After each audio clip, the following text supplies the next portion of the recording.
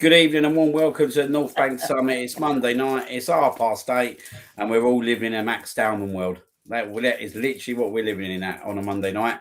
We're going to discuss all things Arsenal. We're going to look back to the Leverkusen first leg. We'll look back to the Everton game at the weekend, and we'll look ahead to a massive week where we've got Leverkusen in the Champions League second leg tomorrow night at the Emirates. And then we got the big League Cup final on Sunday at Wembley against Man City. But before we start that, just going to do my warm welcomes. Firstly to my co-host, Mr. Johnny Brooks, who was standing beside me on Saturday night. How are you getting on, mate? Yeah, good, mate. I had a good old grope of you on Saturday night. I think a lot of people did, 30 mate. other men. Yeah, it's brilliant, mate. I've just about come down. It's been a very nice few days. Wonderland at me, and yeah, long may it continue. Yeah, an absolute fantastic evening in the end, which we'll get to discuss very shortly. But also, we're welcomed tonight by the legend himself, Mr. Copey. Good evening, Liam. Rare treat. Evening, how you doing? I'm good. Yourself? Yeah, not bad, mate. Not bad. As John said, just a cut, mate. I tell you, I was in bits yesterday. I don't know about you two, but I was in absolute. You looked a state when you left.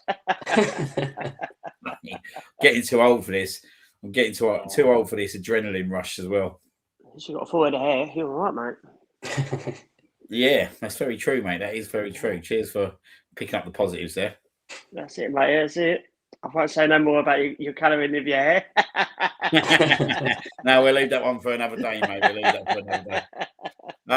Just going to do some good evenings before we start the show. Good evening to Luke. Good to see you on, mate. Good to see you Saturday as well. What a treat that was the other day. Get to see him in the flesh. Pete G. I think we boo-booed Pete G. Turned up at the another treat. Turned up at Wetherspoons after the game. Drink for the price of one. Yeah, a one-man party. Sorry about that, Pete. Good evening to Mr. Detroit Goon, who's in the house. Good to see you on, mate. Good evening to the legend, which is Trigger herself. Old Georgina's on. Oh, gee, I bet she's filling her boots tonight. Filling it, mate. Good evening to Andrew Mayer, who's in the house as well. Here he is. Happy birthday. Happy birthday, mate. Hope you've had a good one. Mate. Even better now that you're seeing us three sexy guys. Yeah. No, I want to jump out of a cake. Exactly. But yeah, this kick off and get into the show. Right, let's go back to last Wednesday, Leverkusen away in the Champions League. Obviously, our first knockout game of the season in Europe. I'm going to go to you first, Liam, on this one. Obviously, no really surprises in the lineup, was there whatsoever? But I thought it was a pretty drab affair overall. But I thought we'd done really well to come away with a draw. Yeah, it was a dull game, wasn't it? It's just one of those where you just typical away Champions League game, especially knockout stage. Just go there, get a result, and take them back home and beat them at home. Basically, yeah, it wasn't great, but Madueke come on, changed the game. Well, not really changed the game, but put a bit of emphasis on the game and managed to get an equaliser in through Havertz. But yeah, it wasn't the best, but it's one of those where just as long as you don't lose, it's fine. If that makes sense. No, it's quite.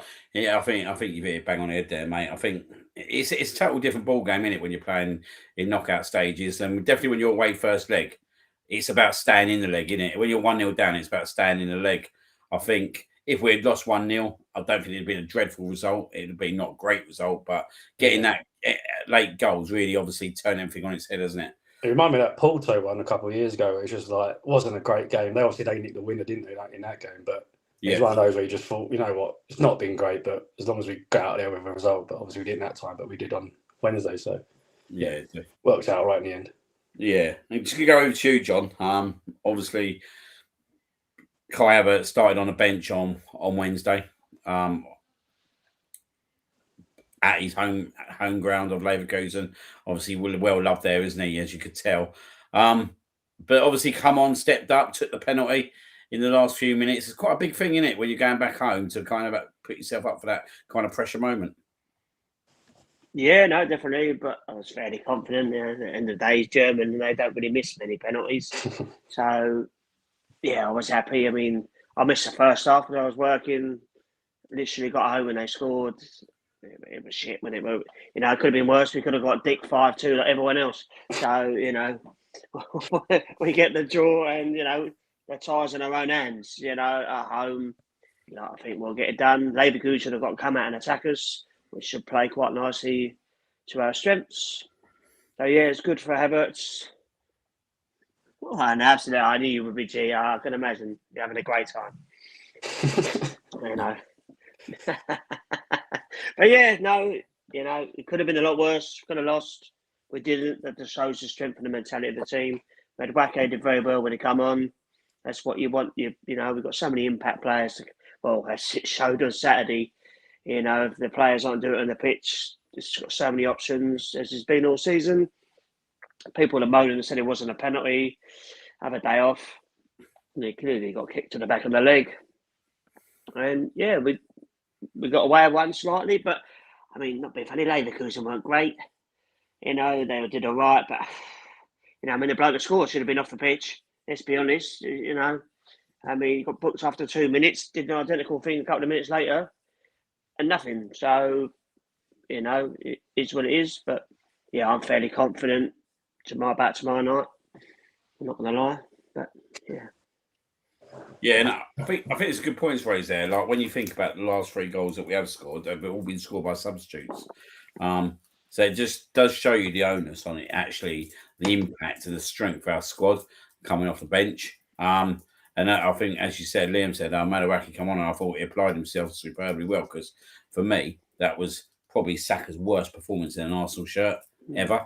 If I'm being totally honest, I thought he was lucky to even stay on after 60 minutes. So to be honest, I get he's the captain, and I get you're not going to take him off after 45 minutes, but I don't think he could have had much to argue about if Arteta had made that decision. But Arteta made another brave decision, in my opinion, and I think he's done that quite a few times from this last week in terms of making the right decisions at the right time. And yeah, it does show how strong our bench is. Do you know what I mean? Like, you've got players like Gabriel Jesus not even getting on the pitch. I know he come on for the last few minutes in the Champions League, but the talent that we've got waiting to come on, like we've got Trossard back tomorrow night, haven't we? Got Max Dowman after what he's done Saturday. I'm sure we'll talk about that soon. You're talking about Madueke, do you know what I mean? You talk about your Eze, Kai Havertz. Like, all these players can and will have massive moments by just coming off the bench. So I think it's a really good omen for us at the moment that actually we're being able to utilise our bench. And when you look at teams like Man City, they're struggling, mate, in second half of games. I think there was something like I read that they've only scored like maybe this year 3 goals in second half games. Yeah, I saw that. 2 of them at Anfield as well, weren't they, or something? Yeah. Ridiculous. It does show you, don't it, that actually, do you know what I mean? Like, it's showing for me that actually the reason why we're where we are is because we can pull off our bench, and we have got the game changers to kind of do that and win us games. And that's why I kept saying, I'm going to say this a few times because Yeah, I like to be right. But I kept saying to you, because, standing next to Liam, everybody, he was getting very stressed. I mean, it was very stressful, but everyone said this, everyone said that. It's like, it's the same old, we're not going to do it. I said, we're going to score. I'm telling you, we're going to score. And obviously, John Brooks is always correct. And thankfully, I'm not sure about always, but I'll give you that one, mate. It's just a belief in the team. I know 1 or 2 little blips, but it's just, especially at home and going forward, and yeah, they kept driving forward. That was a good thing about Saturday. They just kept going and going, knocking the ball at it, and City had a bit of a go, and there was no really belief, but you just know when you get corners and set pieces, we're just always going to create something, and obviously Super Max come on and did that. But yeah, just because we've done it so many times this season, and the players keep going and going and going, and that's why some of the performances have been a bit iffy, because they're just running. They're working so hard. They are running themselves into the ground, but it's proving beautiful. Well, this is one of the things, isn't it, Liam? I think the amount of games that these players are playing is insane. I think is absolutely insane now. That I think even Newcastle, I've read something Newcastle or Newcastle fans said they've had a break, a midweek game or 4 since November or something ridiculous like that. And that's pretty much the same for everyone who's in Europe, isn't it? That actually you are literally expected to be playing every 2 to 3 days. And like there ain't no weekend. I mean, sorry, there ain't no January or February break, winter break. There ain't no Christmas time off, is there? Like, these players are being run into the hill, and I think this is a big reason why you're seeing performances the way we are seeing performances. Yeah, I agree. Well, to be fair to Newcastle, not to be fair to them, but also Newcastle's fault for not actually getting through the top 8 and they had to go through the playoffs, didn't they? So they could have had a midweek off. Yeah. So that's their own fault. But no, yeah, I agree. They're playing a lot of games, but yeah, like you said, we got the squad for it. I mean, I even forgot Timber went off injured on Saturday, which is mental. Like Mosquera comes on, like you don't even notice, do you? Just the script, like the strength in depth is just unbelievable. Hincapié comes on, you change both fullbacks like during the game, and we still look absolutely dominant as well. Which is like you think back like 5-10 years ago, if you try and take off a defender, you're like, oh, the crazy thing as well, we had another 2 fullbacks on the bench, White and Skelly, and they didn't come on. If you go like 5 years ago, or like even 10 years ago, you try and change your fullbacks during the game, you'd be like, oh, you're going to get weaker, aren't you? But we just any of our defence, we would have struggled. Yeah, now it's not a problem. But yeah, it's just it's just great to see that we've got this squad that can actually handle all these games, and obviously there's some of the different. Leverkusen was tough, Everton was tough, but it's just finding ways to get over the line at the moment, and it's good. Obviously, great to see. Yeah, that is key aspect there, isn't it? Getting over the line, and that's what we are certainly doing. I was just thinking, like, in terms of like the way the game's going, that I can see squads getting bigger. If I'm being totally honest, yeah, I can see it, because actually it's detrimental if you don't have a massive squad now. Do you know what I mean? I think you're going to see a lot of clubs striving to have that kind of squad, like we've got that kind of squad at the moment. And it's been, to be fair to obviously, firstly, the Kronkers, who did come under a lot of pressure, and rightly so, back in obviously just after COVID, in terms of obviously their dealings and the way the club was being managed. To be fair to them, they have put their money in their pocket, haven't they? They have come out with some goods. Well, I believe now that we've got a world-class operator in, obviously, Berta, as you can see. And like, he's only had one summer. And the difference in one summer, I was talking to someone earlier on, and it was interesting. We was talking about the players that have been recruited in this year. And there's probably not one player out there at that whole recruitment that I would sit there and say, do you know what's been bad money? Do you know what I mean? Like, I look at it and I think actually Gyökeres 18 goal contributions at the moment, Eze 15. Them two come under a lot of stick just about a month ago. But they've delivered in big games, these two. When you start thinking of actually the big games we played, like Gyökeres, Tottenham, Chelsea away in the League Cup. Do you know what I mean? Like, I think he's a big game player. I think the bigger the game, the bigger he's likely to turn up, because obviously teams are going to open up a bit more. So I think the business we've done this year has been absolutely immense, and I think the players have really adapted well. And even someone like Noni, who come in under such a scrutiny, because obviously he was coming from Chelsea, and that he had this reputation that he was just one of them. Like, to come in under that pressure and to do what he's doing and to kind of just crack on with it, I think it's a massive testament to him. And I was one who was happy with the signing, because I'd seen what he produced when we come up against him.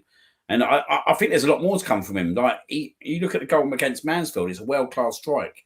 You look at the goal Club Brugge, world-class strike. Like, that guy has got ability to be a difference maker. And I just think throughout the team now, we've got quite a lot of that. And this, I guess, we're going to Saturday. I'm going to go to you first, Kopi, on that one. There's only one way, one place and one person to talk about, isn't there? And that's Max Dowman, because he comes on the pitch, he makes a massive impact, just by being on the pitch, I think, in the first 15, 20 minutes. But then I've watched that cross, right, about 10, 15 times. That cross is perfection. Like, it's teased the goalkeeper to come out. He's literally got fingertips here because he can't get any more. And it's bang on the money. Straight into Hincapié. It was a world-class cross. And then that's not even about talking about his last goal. But, yeah, let's discuss his first assist. And how did you feel he did when he did come on before, like, obviously, these moments? Yeah, it's great. I mean, one of my favourite things was when he got the ball in our half and tried to, like, do a step over and let it run between his legs to take on the fullback. So it was like he's just got that confidence that even in like the year and a half, you're like, probably shouldn't be doing that, but you know what? Sod it. You're obviously that confident. Take people on. He's happy to run at players. Yeah, just wants the ball, doesn't he? So what more could you want from a player that always wants the ball and wants to make a difference? He's running inside, he's cutting down, like just so much like pace and power. Like for like someone who's like 16, he looks about 30 because he's just tall as well. Do you know what I mean? It's incredible like physique he's got for a player like at that age. So ball in was great. Obviously, on the money. But you can run out of superlatives saying about him when he's only 16. Like you can't get too excited, but then you can at the same time, can't you? Like you don't want to get too excited. In case, they will. Yeah, they will. Like a Jack Wilshere when he come through, you just get so excited for these young players that come through, and you're like, they have these standout moments, and you think they're going to kick on.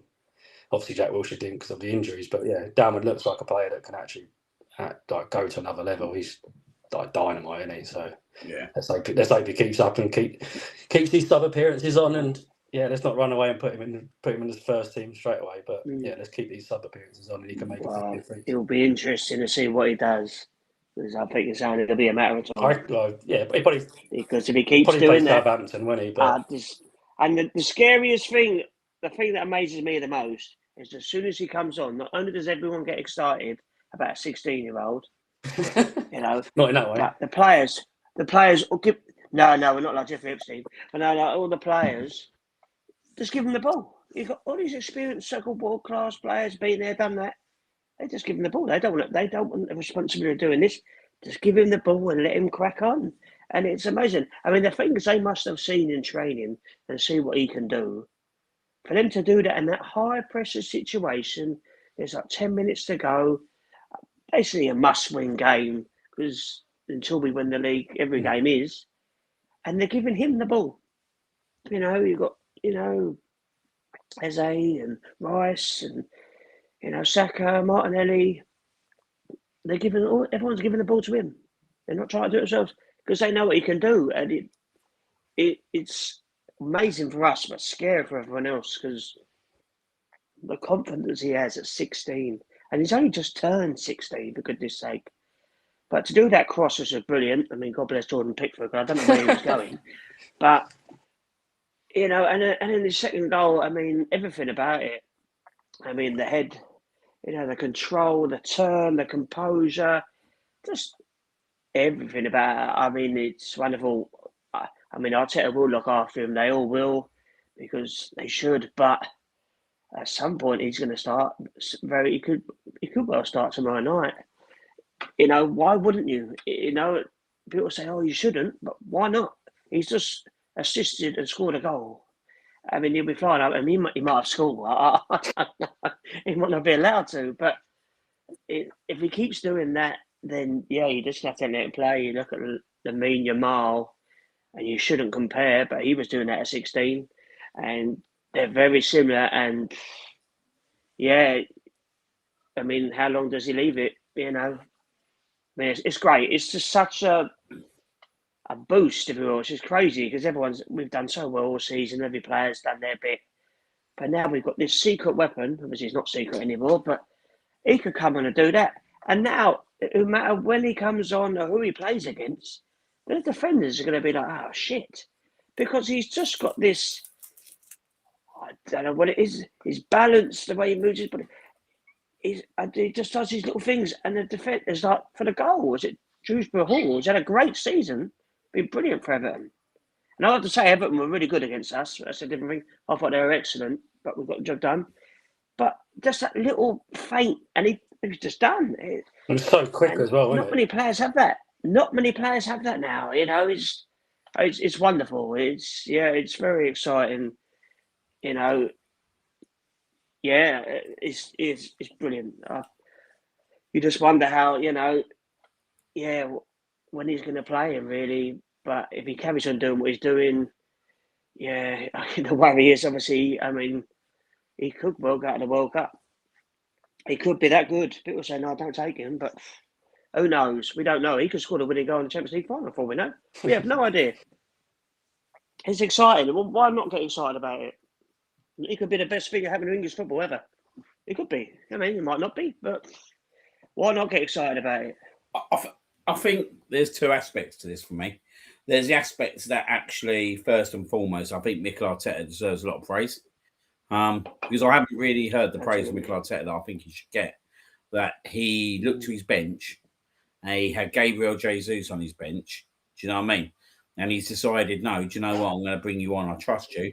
I'm going to bring you on in a big, high-profile moment, which actually he needs to get over the line. It's quite ironic, really, isn't it, that when you go back 4 or 5 years ago, and Mikel Arteta was looking for some players to kind of bail him out, it was Howend Academy again in terms of Bukayo Saka and Emil Smith Rowe.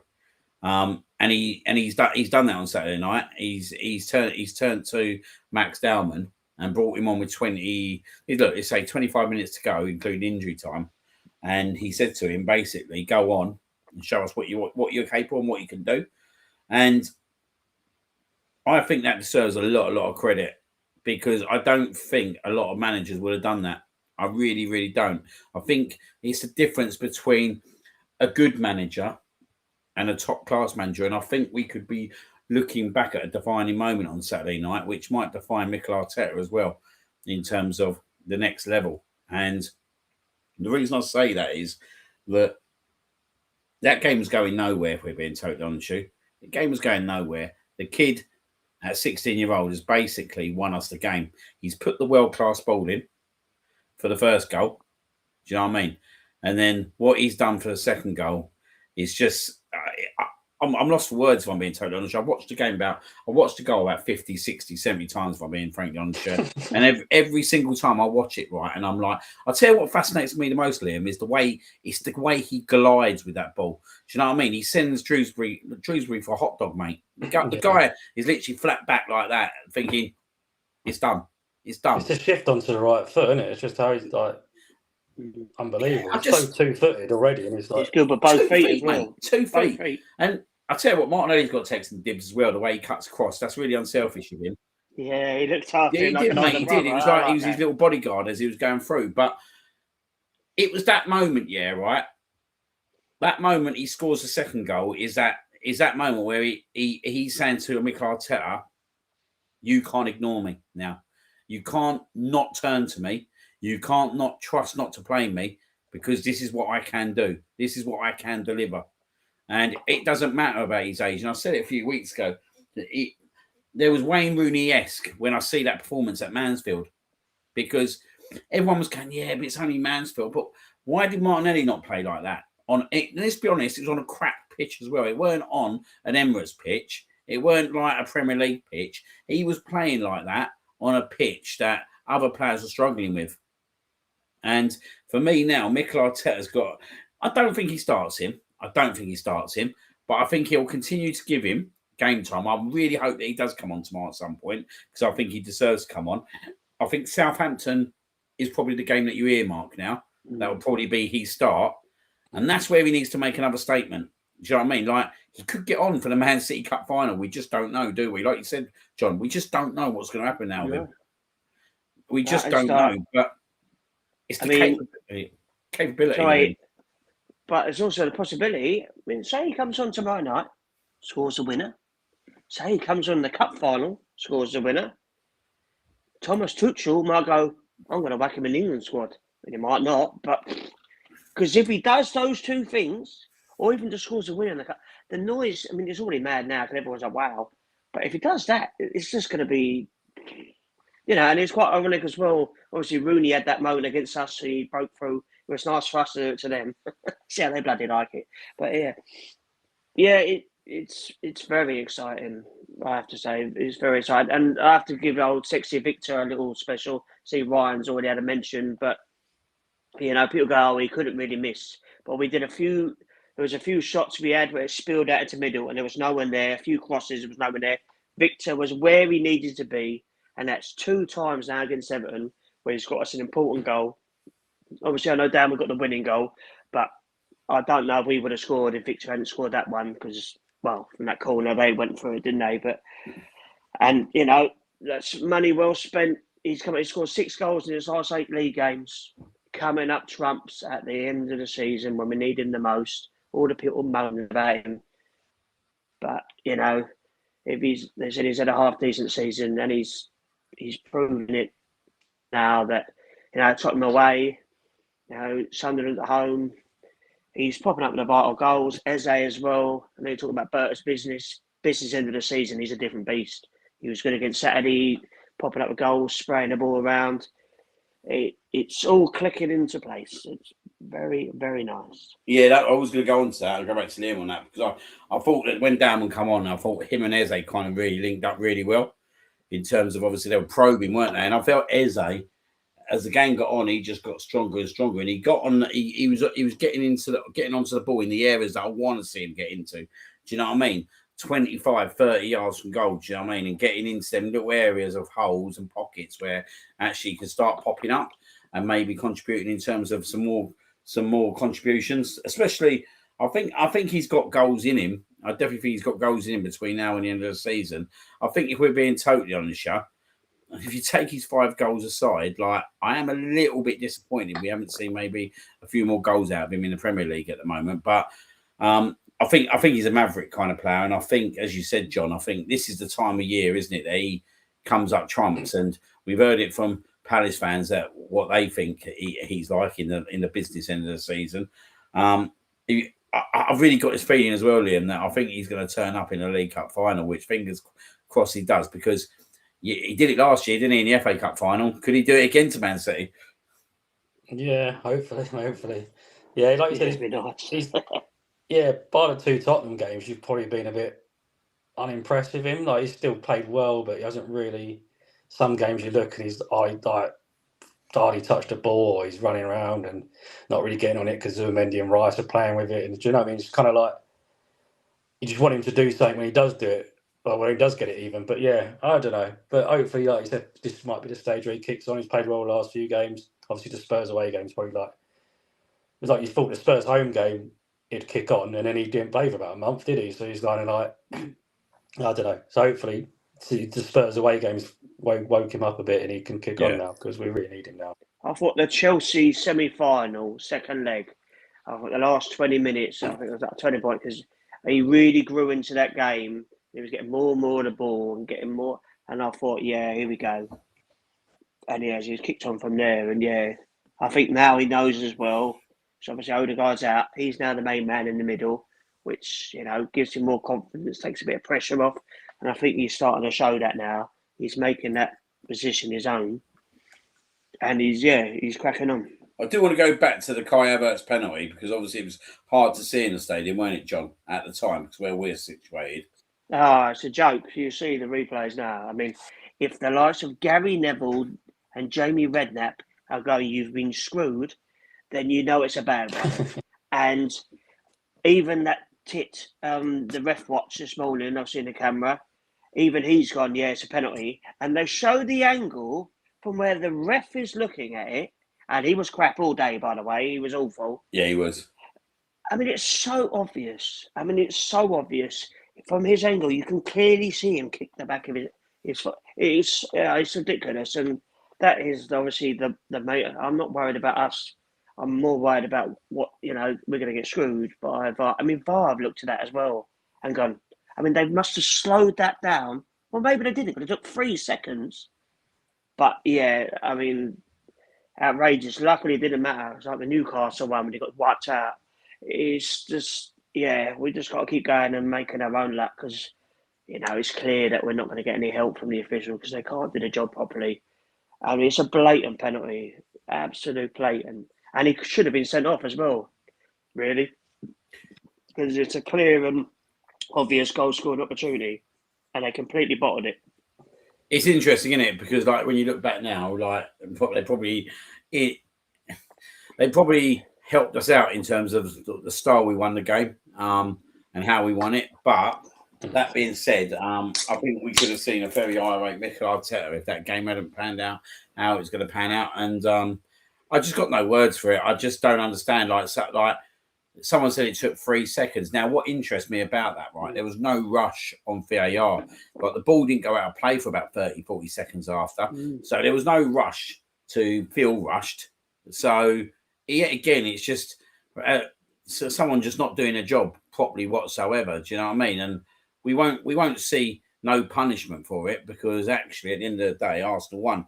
And it is quite interesting that a decision like that could have had such a massive effect on the Premier League table. Now, I for one think if Arsenal don't win that game on Saturday, I think Man City go to West Ham and win. Yeah. Look, you would have felt the game when they played Man City, played Liverpool. It's a big punch in the guts, isn't it, when the opposition team scoring that 90th minute? And you can imagine the feeling in terms of Manchester City. They were watching that game, watching it filter out, not 89 minutes on the clock. Do you know what I mean? Still 1-0, then bang. So I think it worked out well for us in the end, thank God. But yet again, like you said, we can't be relying on refereeing decisions, and this is where we do need to try and potentially, when I look at the fixtures now that we've got between now and the end of the season at home, I think Newcastle's obviously the one that you look to say, yeah, they're capable of scoring goals, so we have to be a bit wary of them. But you look at the games, Bournemouth, Burnley, is it? And Fulham. Like, let's just be honest, but half that Fulham team are Arsenal fans anyway. Just for scoring own goals, I think. Yeah, exactly. So you 4 wins out of 4 is literally putting you on the cusp, innit? Yeah. I think we've only got. I think we win all our rest of our home games. I think we only got to win 4, to be honest. Man City will drop points till the end of the season. They've still got to play us. Yeah. Can't see them beating us. They've got Chelsea away, which should be interesting because Chelsea need to win. They can't. Slipping up against Newcastle, they can't. But I can just see City drawing again. So like someone like they've just drawn back to that games with West Ham and Forest. Do you know what I mean? So it's like I can see them drawing with someone like Palace. They're not what they used to be. We just need to keep winning. And we beat Bournemouth, and we're 12 points clear of them. And the pressure will be it's just keep our foot on the pedal. We'll be laughing, I think, because there's no way they're going to win 8 games. No chance. No, I can't see it. I was actually even talking to my boss today, and he was saying about Man City, and he was actually saying like everyone going on about Man City. They're talking about Man City of old. He's like, this is not the Man City of old whatsoever. And I think they've got problems. I think the problem is first thing, right? It's all right bringing Mark Guay in and Semenyo in. Look, they're good players. They're very good players. I think. Look, you see the step up when they had to play Real Madrid the other day. That's a bit of a culture shock to them, because no disrespect to Palace or Bournemouth, but they're not playing the likes of Real Madrid, are they? Whatsoever. Yeah. So you look at the players they brought in, and they've done a job, because I think actually Man City, before they got them 2 in, they're in the shambles, mate, at the start of January. It's not beat around the bush. They were at shambles. Who they draw to? Chelsea at home. They drew at Brighton at home. So these guys have given them a lift. But I think the problem is, it's very much of a short-term lift. And there is bigger issues within Man City at the moment, like Haaland. What's going on with him in terms of goals? Phil Foden steals a living every week. And you haven't even mentioned 115 charges. How on earth can Chelsea get done today? I mean, don't get me wrong, they obviously deserve it, but they've been done more or less straight away. This charge got announced today, and no one knew anything about it. And Man City have had this thing for God knows how many years, and it still hasn't been sorted out. And I think that's another problem. Guardiola, I think he'll be off. I think it's doing the title race. I think once this title race is officially over, I think stuff will come out. But there's that piece in there that you don't want it. You don't want it to affect this year's standings anyway, because everyone will look back to this season and just. Oh, you only won it because of this. Yeah, like no one will see like the title race, which it is at the moment. But at some point, it is going to come out. At some point, there is going to be some kind of potential points deduction. I think there'll be some kind of obviously fines. There has to be. I think they're already earmarking if that happens. Obviously, Pep's going to go in, and there was talk about the Chelsea manager going in, and it's quite interesting. Yeah, he's got he's got experience in Championship, hasn't he? So, make what you want of that. But I don't know. I just think with Man City at the moment, I think if you take the 115 out of it, and you just kind of concentrate on them alone, I just don't think they've got the stability in their squad to be able to conjure up 8 wins on a spin. And when I say that, I'm saying it in the best possible way, that actually I think that we've got to at least drop 3 games out of the last 7 for them to win the league, in my opinion. And They've obviously got to one of beat them us games as will well, be I Man think. City. Mm. So They have to beat us. That's quite If we interesting. draw or beat them, it's just done. Like, even if we draw another 3 games, they have to beat us. Yeah, they have That's to the beat only us, way yeah. they'll catch us, I think. All the pressure will be on it. Even though the media will go, "Oh, it's all down to Arsenal to win," it's that Man City have to beat us. Oh yeah, I've taken scrappy I'll 0-0. we'll go out there, set up 100%. shop, mate, and say, "Look, you try and break us down." Yeah, 100%. You've got to beat us. They need to beat us. They're the ones kept chasing us now. And win fairly comfortably as well, because what was quite important was Saturday. 1-0 was great, but to get that extra little goal, another one on the goal difference, I think we're like 7, is it now, ahead of them. And, if needs be, if it has to come down to that, we're covered. So technically, they need us to lose or drop points in a 4th or a 5th game because of the goal difference. So, I said Man City, you said it, Liam, they're not the Man City of old. They're not smashing teams. They're really struggling. There's something not right with Haaland. They're just not finding him, or he's just not doing it. But he's stopped scoring goals all the time. I know you can say, "Oh, it's De Bruyne now," but Phil Foden. I mean, what has happened to him? I mean, honestly, he's just he just comes over a couple of minutes and does nothing. Doku, another one, does nothing. Mamouche. I mean, this could really bite me on the arse. I understand it, but we're just very much superior team than them at the moment. They've got great players. O'Reilly's had a wonderful season, but he's still only very young. Semenyo is excellent. They've got some great players, but they're definitely it's just not quite clicking. And we are just a more of a well-polished machine. We're just getting the wins. We are grinding out the wins. Yeah, everyone knows what they're doing. It doesn't matter who comes on. Everyone, like Christian Mosquera, for example. When I kept saying to you, I felt sorry for him on Saturday because he's not. I know he's coming against Spurs, but he's not a fullback. Let's be honest. But the belief that Arteta has in him to pick him over Ben White and Nketiah and Lewis Skelly, you're all fullbacks. He said, "No, you go on, do your job." I think it was fantastic. Didn't put a foot wrong. Always getting forward. Always backing the ball forward. Bless him. You could tell he wasn't sure whether to go a bit further forward, but he did exactly. He stepped up like he has done all season, and that's what I mean. Every player is doing their job. Like Martinelli, come on, people moan about him, but he was getting involved.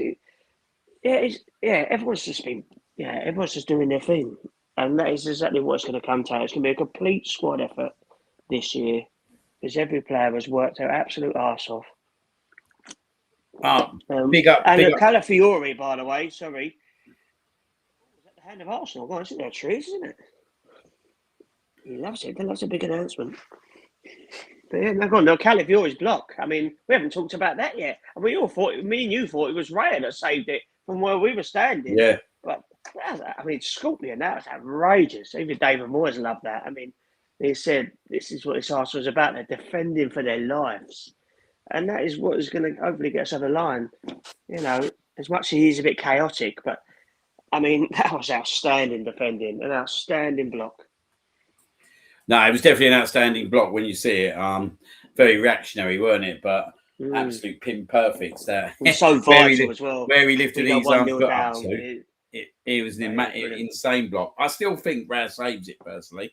I think he still gets something on it, but unbelievable block. And that's the never say die attitude of this this defensive unit we've got. When you see, and I'm going to pinpoint another player on Saturday night in Cape. Comes on as an assist. Look, let's be honest, he don't know much about it, but But it's that last phase before the corner. He blocks the ball from a shot, and then it comes back out, and it goes back out onto their right hand side, and he's literally hunted that defender down. Solid tackle.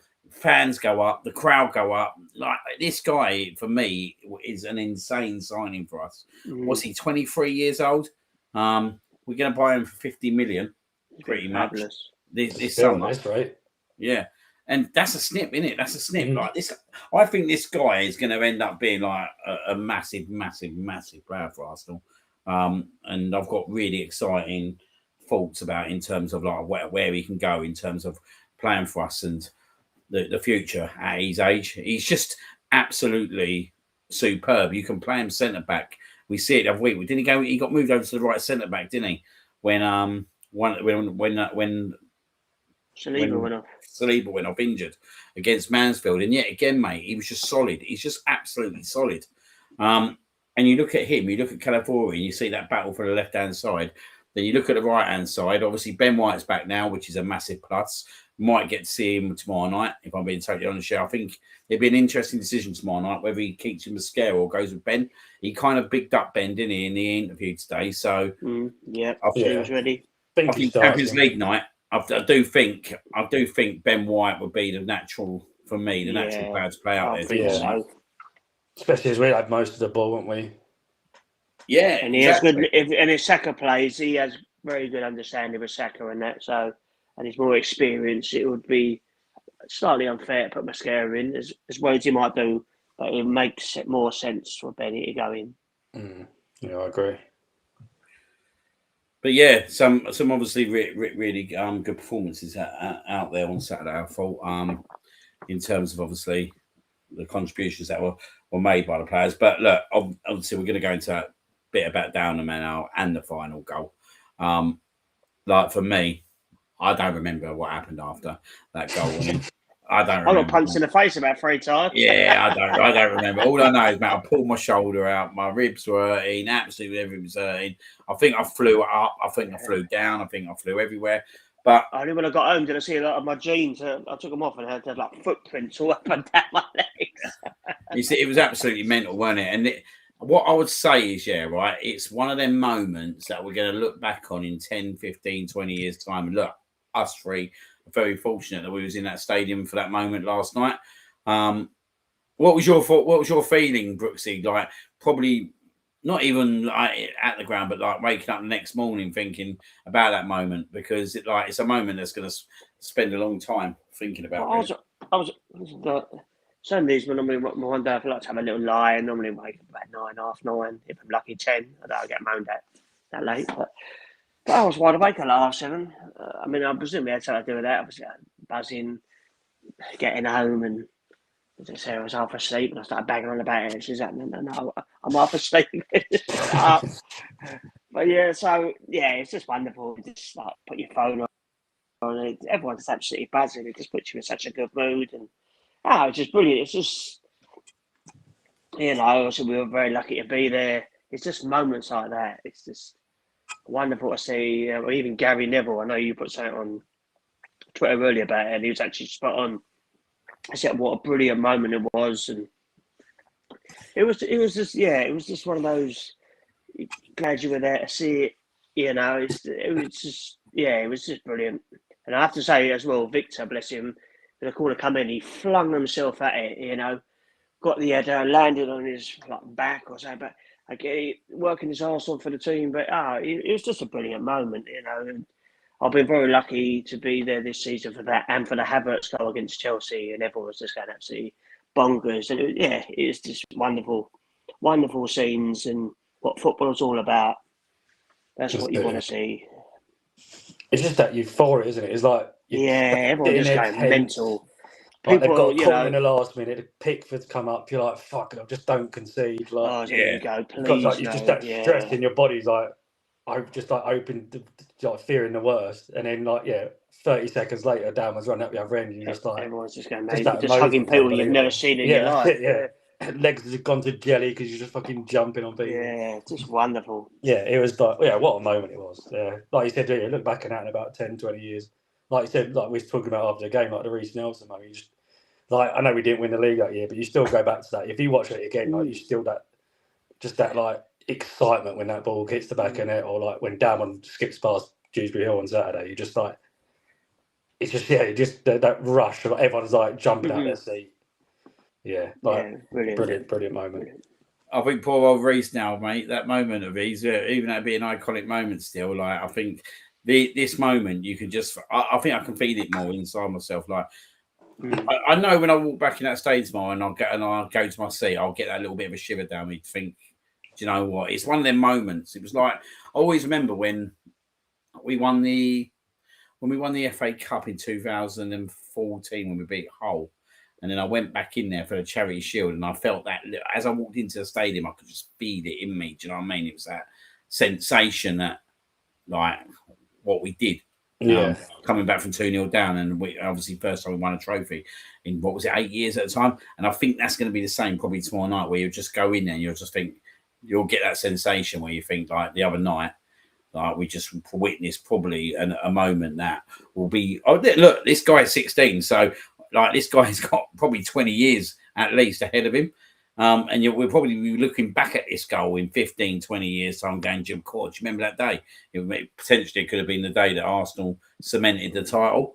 Because we don't know yet, but we don't know, do we? Like, it could be that we probably will look back at this game if we win the title and say, actually, that was the moment. That was the big moment, weren't it? Now, it's quite interesting, Liam said, that corner kick before it. And it's that pressure that you're going through when that last corner kick comes in. And to be fair to Gyökeres, he throws himself at that header, don't he? Because like all that needs is a flick, and then it is panic. And we see at Chelsea, like when panic kicks in, what can kind of happen. I think also Martinelli don't get. I know I spoke about obviously him in terms of shielding a player, but even his header, clearing it, do you know what I mean? Yeah. Was a great header. Stopped the second phase, didn't he? Yeah, exactly. But I think the big thing for me is that when he heads that ball down, he heads it perfectly, and then like literally, he just glides. He just glides, and it's just like it's just ridiculous. He's 16. He can't even go into a betting shop. It's amazing. It is unbelievable. He can't drive. I mean, missing a bloke that can't even go in the same change room because of the safeguarding. So bless him, he goes in some cubicle by himself. It's amazing. It's so exciting for him. He's got a school today, bless him. He's just trying to do his GCSEs. I mean, don't worry about it, Max. Just fail. Don't care. It doesn't matter. But yeah, I mean, how exciting for him and his family. It's absolutely wonderful. He's got the whole footballing world at his feet. And yeah, I think we'll look after him. And yeah, fingers crossed, no horrible bastard, does a horrible thing to him, like we've seen happen to some of our players. But yeah, it's wonderful. It's for all the people that are negative Nancy's about Arsenal and this and that, this is the one, proper feel good. Well, for English football, it could be amazing because, if he carries on the way he's going and develops the way he could, there's a hell of a player there. He could, try and put too much pressure on him, but he could be anything he wants to be.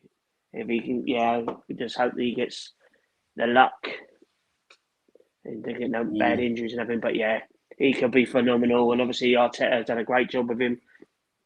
But obviously, I mean, last year they wanted to play him, if you remember, and he was only 15 and they weren't legally allowed to.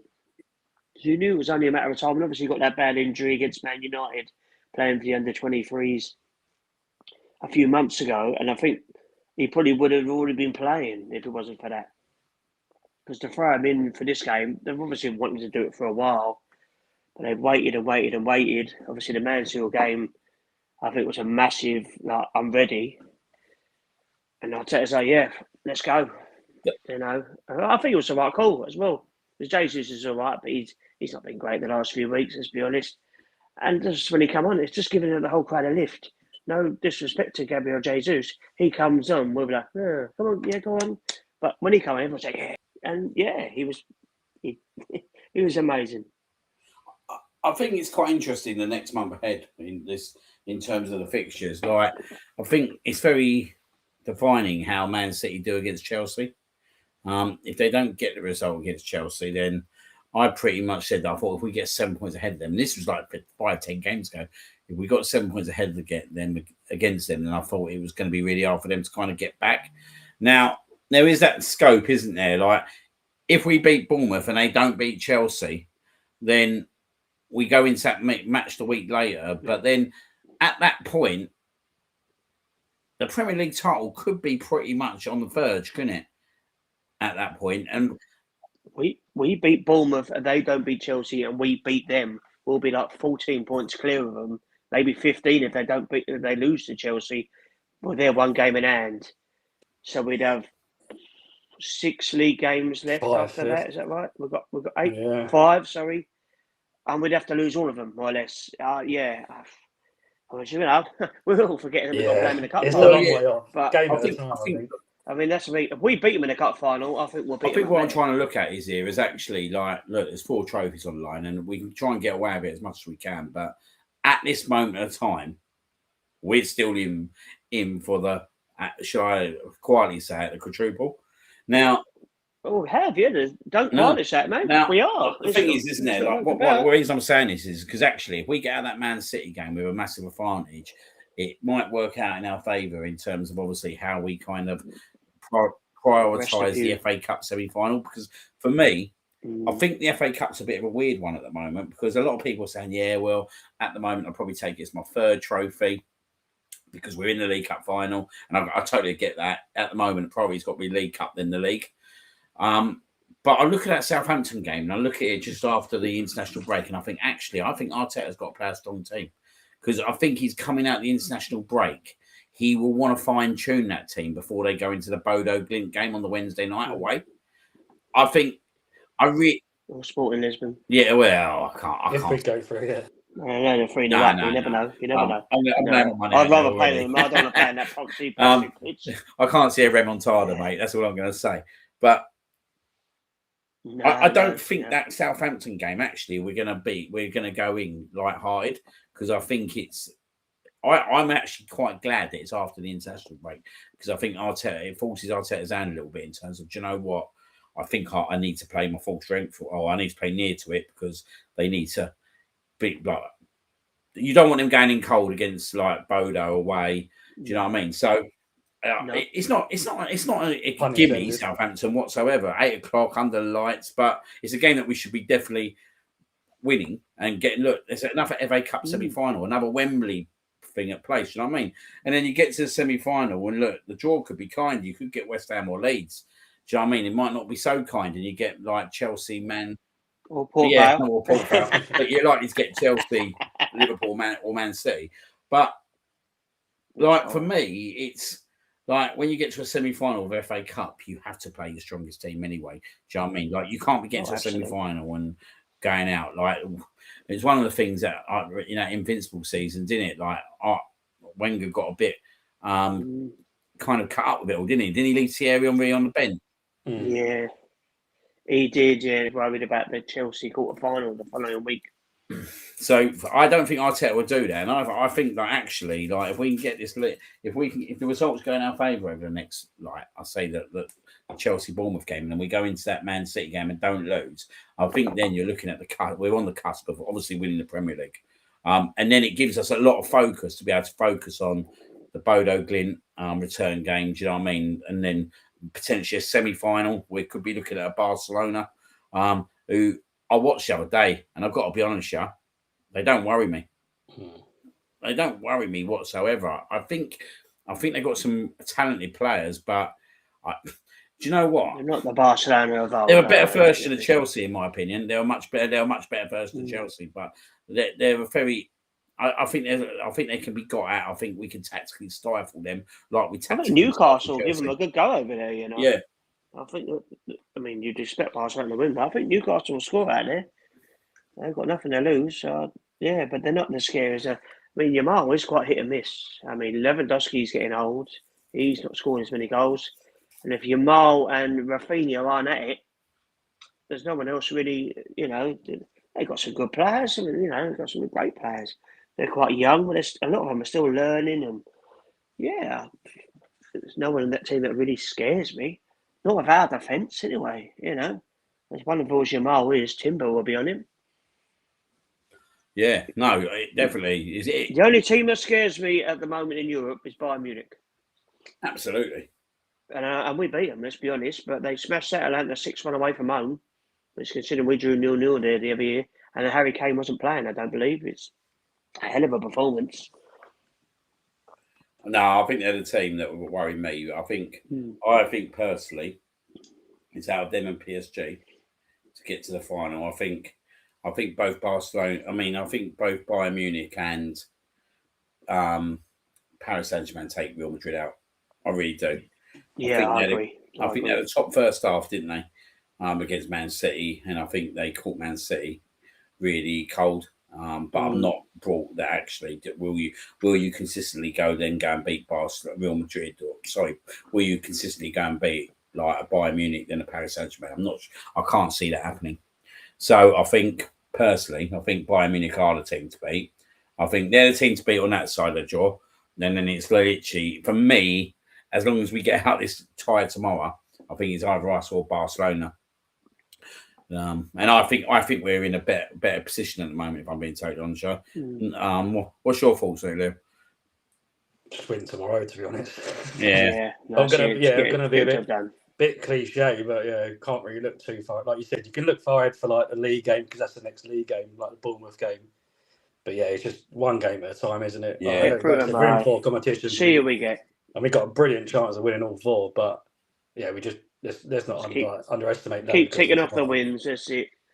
Get through Because tomorrow night sloppy early without any goal, major injuries as could well. be one of those nights. You know what I mean? So let's just. We don't really want extra time and penalties. No, let's just beat them tomorrow. Kind of coming up, although we don't know what Man City are going to do. Is that the same time as us? The Man City game tomorrow. Yeah, tomorrow as well, aren't they? Yeah. Us Chelsea and.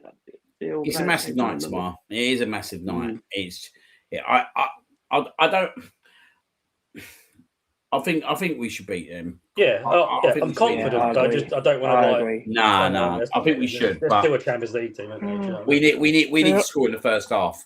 We need to at least score like really early. I think if we score really early on, like, do you know what I mean? The confidence will grow, and I think we will comfortably beat them. But if we don't score early on, and the later it gets on, it could become a bit of a nervy battle, couldn't it? Yeah, and that's the worry. That is the worry. Like, I think they're such a good team, Arsenal, but there's that nervousness still, isn't there, in that stadium that we need to try and overcome. The crowd was very good on Saturday night, though.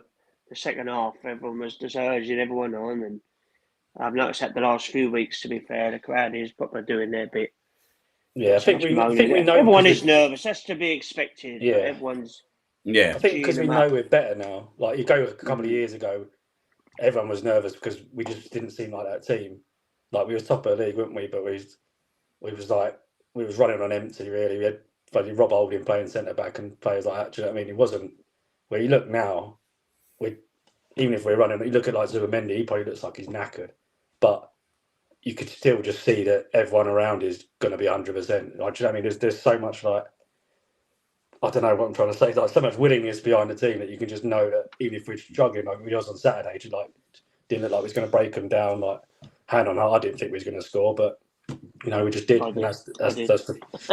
Just got so much belief now that even if players look knackered or we look a bit tense, like just before the goal, I remember Ray and Gabriel were pissing around with it, weren't they? Yeah. And it's just like come on, lads, just like. But then there's so much like belief in the players themselves, so. Just got to have confidence in him. Like Ray has been doing it all season. He's like fantastic. So like, do you see both starting tomorrow, Havertz and Gyökeres? I reckon that Gyökeres will play. Gyökeres as well. I think I would. I mean, I'd be interested. Obviously, if we're losing, then obviously Havertz comes on. They play 2 up front. But I would start Viktor. I mean, I presume Saka will play.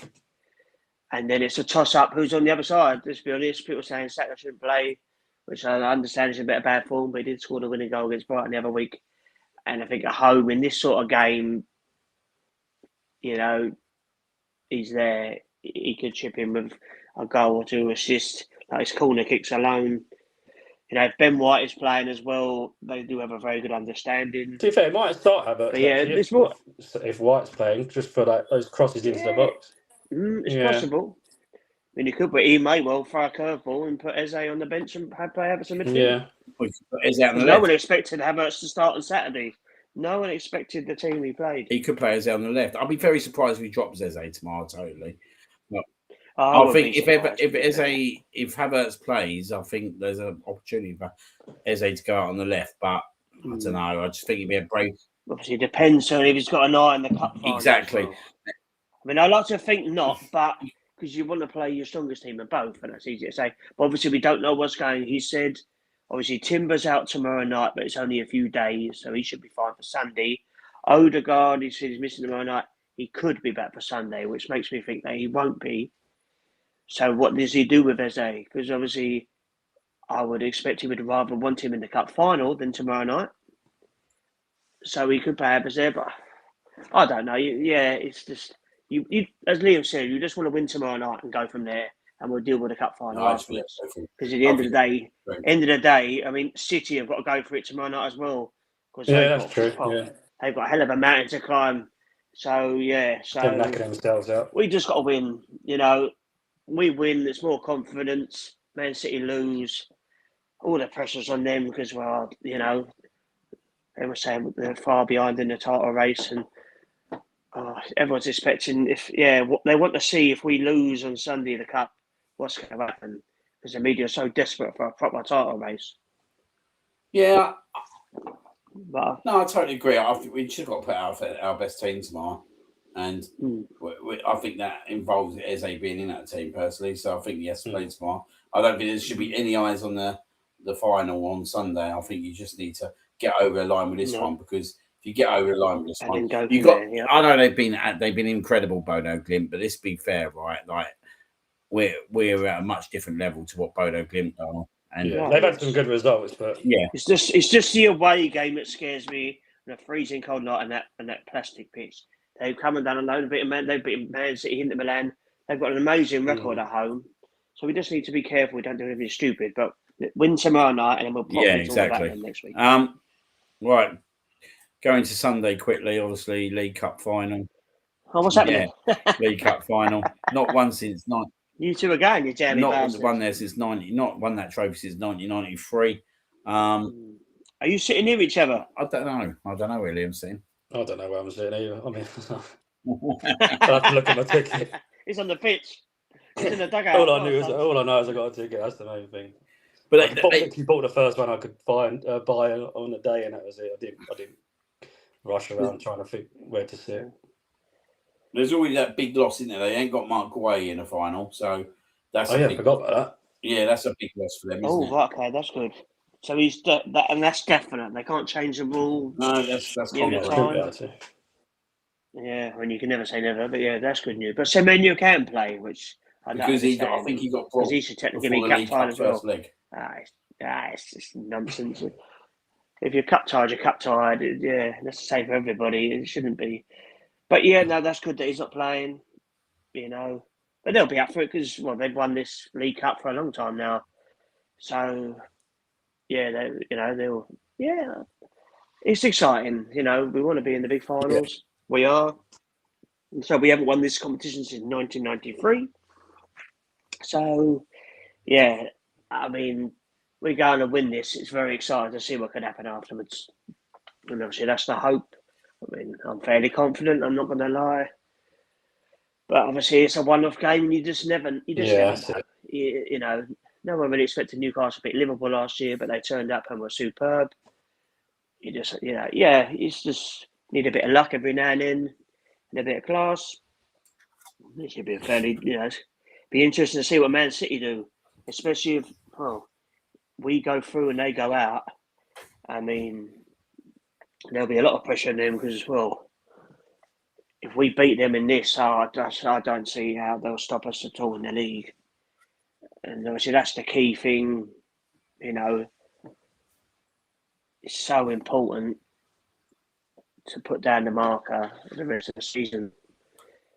But obviously if they win, then it's just one of them. But I fancy our chances, obviously. Do you know what I think is interesting Sunday? The goalkeeping situation. I didn't. It's both sides, isn't it? It's both sides. Let's be honest here, right? Donnarumma's been their best player this year overall for the course of the season. Superb. Does he start or does he not start? Do both Pep and Arteta go with what they've gone with the whole season and go with their same goalkeepers? I know I'd rather have him goal, but I think you're right. I think he's played Kepa. Yeah. If it meant Donnarumma weren't playing, then I'm not really sure that I'd be that disappointed. Yeah, I'd be happy.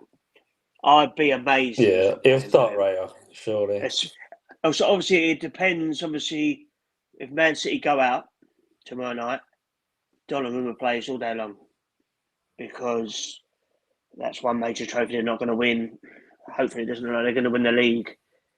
they want to win something. He needs to win something. Well, we don't know what's happening with him in the season, but for them not to win nothing at all would be a complete disaster. So I would be amazed if Donnarumma was not in goal on Sunday. I mean, Kepa, bless him, he's done all right in all the cup competitions. He's done all right. He's saved penalties. He's got us through. So he probably deserves to play. But I would rather have Raya in goal because he's our number one. And Kepa, as good as he is, he does always have a little moment in him. But yeah, I think both teams will play the first choice goalkeepers. I think it's that big of a game, personally. Yeah, I think you have to.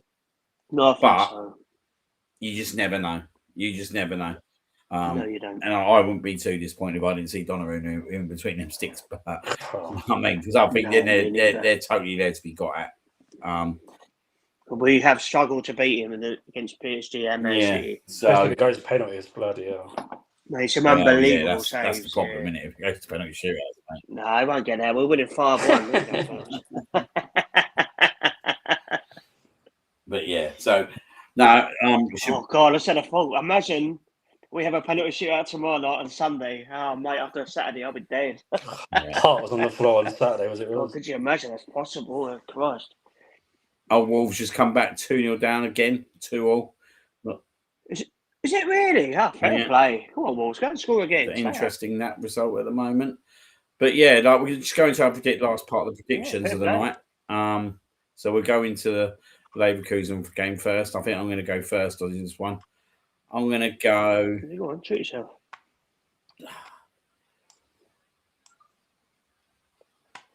I'm going to go 2-0 Arsenal. I was going to do. Oh. I'm going to go 3-0 then. I was going to go 2-0. They could score that. Yeah, I'll say 3-0. Yeah, I think we'll be okay. Max Dowman's going to score a hat-trick. Imagine. I'll just go 1-0. Okay, to who? No, I think it'll be one of them games. We'll break them down eventually. It'll be like the first leg. They won't attack. They're a bit that. Well, it'll be interesting though, because obviously, they're going to need to try and score as well. And they're just going to hope for a clean sheet and play their way through a penalty shootout, but they're going to need to have a go as well. If we get an early goal, they've got to come out. Yeah, they have. Yeah, but if they get an early goal, all of a sudden, well, if we score early, it could be 3 or 4. I think. Yeah, because I don't think they're good enough to attack us. I think their game plan was what the first leg was: hit us on the counter attack, get a couple of set pieces. Yeah. But if we get an early goal, then it's game over. I think. They should be bouncing, yeah. And then Sunday, I'm going to go for. I'll go 3-1 Arsenal. Do we have to do these predictions? Oh, lovely. I'm going 3. Yeah. Yes, we do. I'm going to go 3-1 Arsenal. I'm just going to hide behind the sofa and just wait till we can finish this. I just think it's our time. It's our time. I fancy this. We haven't won this tournament for a long, long time. And I just think that I think our atmosphere will be better than Man City's. That we see it when we played them before in the Charity Shield. And I just don't think that they'll be up for it like we'll be up for it. I think this is a big, big moment in Arsenal Football Club's kind of. They sold out their relegation. Yeah, they've sold out. But I still don't think they'll bring what we'll bring. I think we'll be electric on Sunday. No. And I think that we'll have too much for them on the pitch as well. Yeah. Oh, I don't know. I think we're going to win. I'm torn between scary or we're going to batter them. Yeah. I'm going to go 4-2. Quite a good time. I don't even know why. Yeah. But I want to go for 5-1, which is stupid, really, because of the final. But I mean, 3-1 is probably what I go. I don't know. I'll go 2-1. I think we'll beat them. But yeah, it's a big game. You can see them scoring or getting a dodgy penalty or something happening. I think we'll win. Yeah, I do fancy us. But yeah, it's just scary. It's just. Well, you can't say we're going to lose, Kopi. That's one thing. No, we're not going to lose. No. I probably would have said 2-1. 2-1 or 2-0. But then I can't see them not scoring, which is the annoying thing. Nah, That's that's fucking right. Ireland will probably score. Yeah. Oh, maybe not. Isn't No, there no, nothing but for the last few weeks? I really fancy Eze to score. Fraternity. I really fancy Eze to score in the final. Yeah. I fancy Dowman to score as well. Oh, could you imagine? Well, but you can see it. The absolute thing. Theo Walcott scored first in the cup final against Chelsea in the Carabao Cup. He was only like 18, 19. First goal. Anyone who scored. score would do. Yeah, exactly. Don't really matter who scores. Yeah, will it? exactly. Yeah. The scare off his ass would do. Oh, that'd be great. Yeah, and Cappier bullet header in the Yeah. last minute, And he takes his shirt off and just runs around. running around with his clothes I off. don't know if we can take these last minute winners though, mate. They're getting doing me in, mate. But they're brilliant. They're great, though, aren't they? They're great, but bloody hell. It's the best. It's the best feeling ever. When it happens to you, it's horrendous. But when it happens for you, it's amazing. Yeah, definitely. Right, that's pretty much it for tonight. I think we've covered everything. So obviously, thank you very much, chaps, for coming on. All good pleasure. You're welcome, sexy. Yeah, you coming next week? Yeah. Depends if we beat City. yeah. I'm not sure whether any of us will be in next Monday if we don't Yeah. beat City. No, I will be. But I won't have any clothes. Yeah, you'll be on your own, mate. No. That's all right. I'll be happy. You probably would be as well. Probably would be. I'll be happy. Oh, here he is. Just made it. I bet he was happy last night. Old Scotty boy. Oh, here he is. You're on Sky. Yeah, the world's but Liverpool are crap. But that's a different conversation. I think they'll stay up now, sadly. Yeah, Liverpool. I just think I just think Forest are terrible. I think they're going to go They down. don't score enough, do they? West Ham will stay up. Nah, I wouldn't be too sorry to see them go down. I don't like their owner. Yeah, the owner's absolutely not. But then it's Spurs Forest next week. I mean, next Sunday, by the way, is an amazing day of football because you've got Newcastle Sunderland at lunchtime, followed by Spurs Forest, followed by the cup final, and then it's the Madrid derby. I mean, it's a hell of a be day. pissed by them if we win. Yeah, I don't think I'm really. Yeah, I'll be dead, buddy. I think I'll be too footballed out, mate. By the time we get Yeah, no, I'm gonna. Yeah, but I need to keep my mind out. I don't even know where to go and watch it. I want to go and watch it somewhere, but the nice thing. if we win, it's great. If we lose, it's just. The nice thing is though, there's a week break. There's a week grace after that because England will play. Yes, it's wonderful that we haven't got a league game for like a month. To be fair, you can actually relax a little bit, kind of. Right, that's very much it. Obviously, thank you everyone for in the chat for coming on tonight, as usual, guys.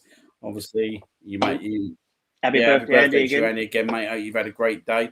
And obviously, Arsenal bring you a belated birthday present tomorrow. But yeah, massive week ahead, guys. Obviously, Leverkusen tomorrow night, Man City Sunday. Hopefully, we'll be happy chappies coming next week. And naked. We'll see you soon. Good night. Come on, Kobe.